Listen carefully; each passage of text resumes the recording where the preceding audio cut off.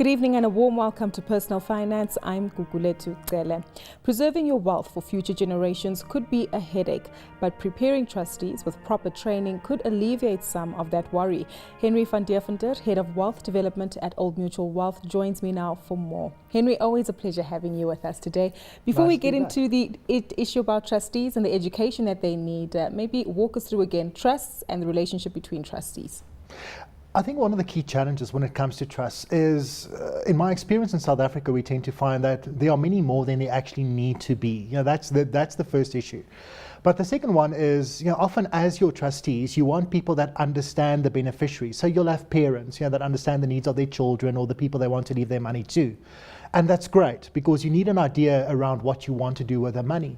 Unfortunately, this means that these people don't know a great deal about the legal requirements and the investment and the strategic requirements that go together with investing your money in a trust and using that money in a way that really makes sense. So one of our challenges today is to look at these trustees and say, well, what are the key things that we can do and should be doing to make sure that their intentions are actually realized? Because that is where most trusts are falling short in South Africa today.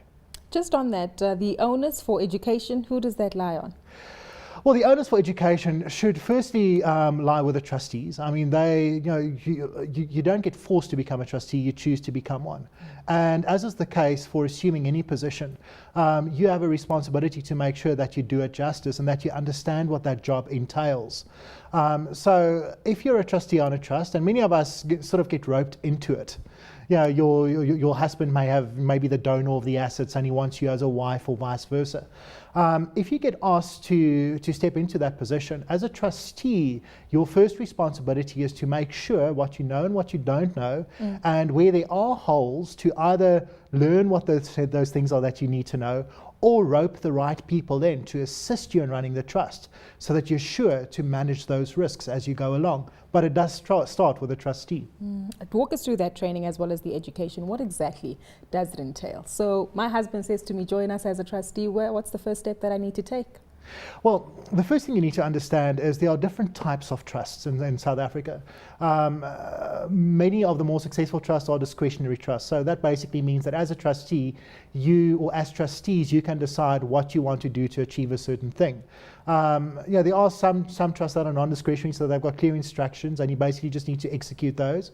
But if you become a trustee in a trust, first you find out what sort of a trust is it, what are the expectations of me as a trustee, and usually those expectations are pretty clear cut. There are certain beneficiaries, it might be your children or your grandchildren or certain charities, and you want to give these beneficiaries a certain benefit over a certain period of time. So what that means for you stepping into that position is, firstly, if I don't meet all the legal requirements that I need to, then I may end up paying way more tax. I may end up giving up the protection that the trust would otherwise give me. I may end up really doing much more damage than doing good. So speak to a suitably qualified lawyer, suitably qualified accountant, or a financial advisor that specializes in maintaining and assisting and consulting to trusts, and have them teach you what the basics are that you should know in order to not put the trustees and the beneficiaries at risk. You mentioned something about expectations earlier on in that unpacking of that understanding. If it does happen that you step into the shoes of a trustee and you take on that responsibility, and halfway through there you realize that I'm not necessarily cut out for this, or I don't necessarily have the skills and abilities to continue with this, at any point in time, can they decide to backstep and say, I'd rather pass on the responsibility onto someone else? You can, of course, recuse yourself as a trustee.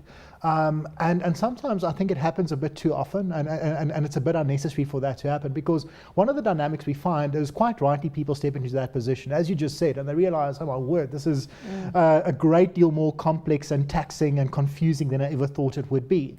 And because they don't feel equipped, they step back. So you can do that. But often when that happens, the whole reason why people were appointed in the first place, because you understand the kids and the grandkids or the charities, you understand what the right benefits to the right people are, you tend to lose that as well. And then the trust is way worse off, because the trust, first and foremost, is not about being legally and from an accounting perspective, a perfect vehicle, sure, that's important. But the main objective is to make sure that you're able to execute the wishes of the donor of the assets. So if you feel out of your depth, rather look at what skills are we missing and rub somebody in, pay them each year to advise you on where those holes lie, so that you've got a better chance of playing the role that you were appointed for. And I take it then the view is that the money that you're paying out there only works to your benefit in the long term, because then the needs of the beneficiaries are addressed either way. That's absolutely true. And in fact, that's it's true, but it's also kind of sad in a way, because often that is one of the things that trustees forget. The purpose of a trust is, well, it serves a couple of purposes. Firstly, there's protecting yourself against creditors. That's fine.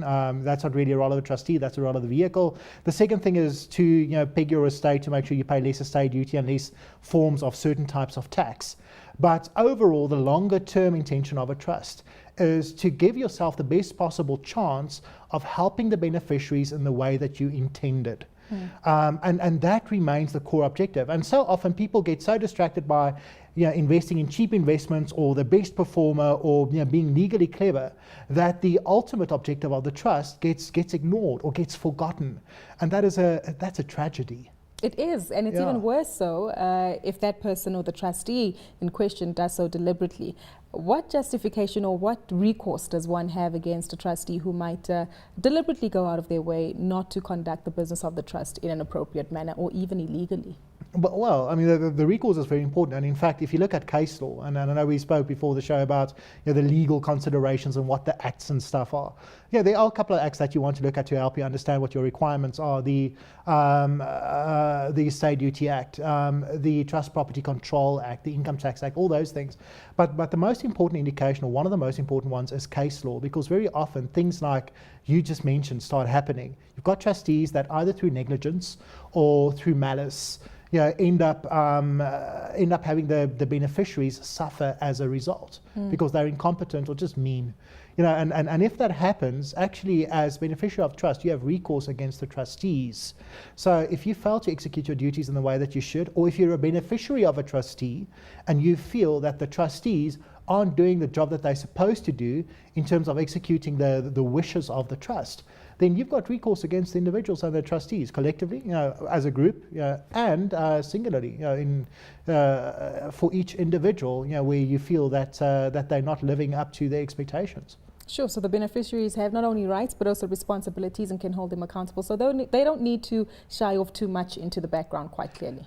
Absolutely. And if you are a beneficiary, because I'm sure there are a couple of beneficiaries out there thinking, boy, that's me. Exactly. I'm taking these guys to court.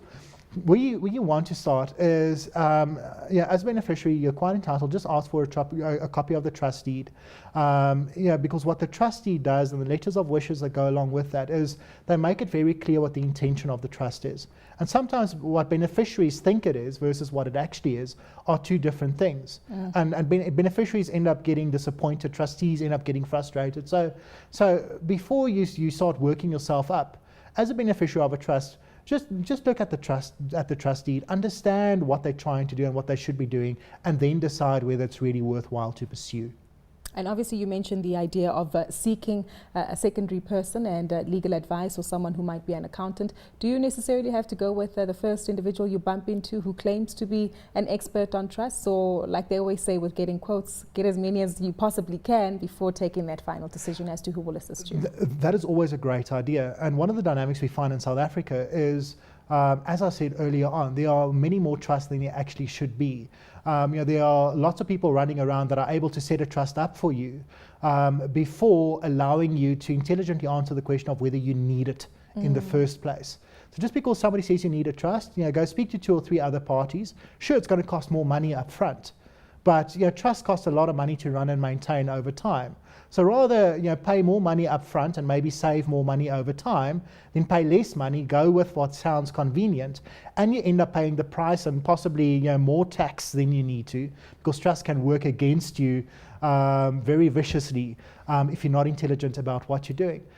Get several opinions, and once you set up the trust, don't only go for the legal technical advice in terms of how you need to set them up and manage the trust and the books, etc.